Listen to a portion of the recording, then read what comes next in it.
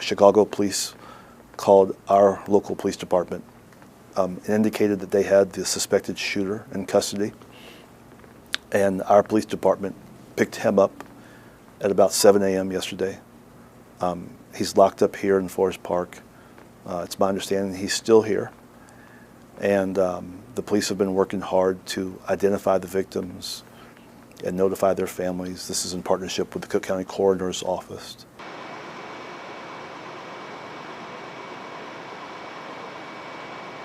It's my understanding that each of them were murdered as they slept. 3 were in one car, and one more victim was in another car over. And the shooter killed them execution style.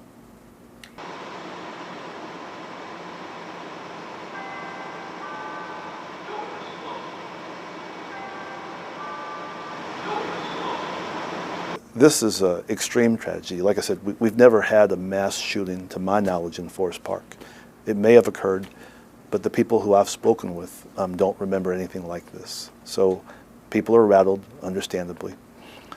Residents want to know that it's safe to ride the train. We want to make them feel safe.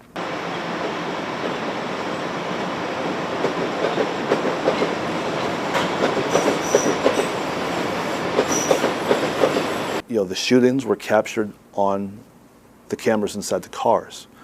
But when the shooter left the car and I think boarded another train back to the city, they were also able to pick him up there. And it was CPD, Chicago Police Department, that notified the Forest Park police that they had the suspect in custody. So it's an example of 2 departments working well together. And what we're wondering is whether it might make sense for suburban departments to also have access to that system.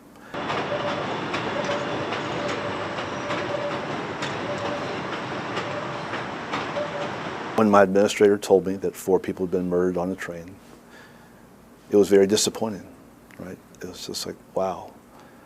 But also, we live in a country where guns are very easy to get, right?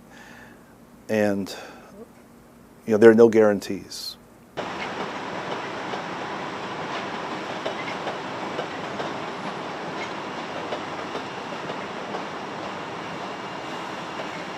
Well, our community, we're a 14,000 person town just outside the city limits of Chicago, but we have 2 train lines that end in Forest Park.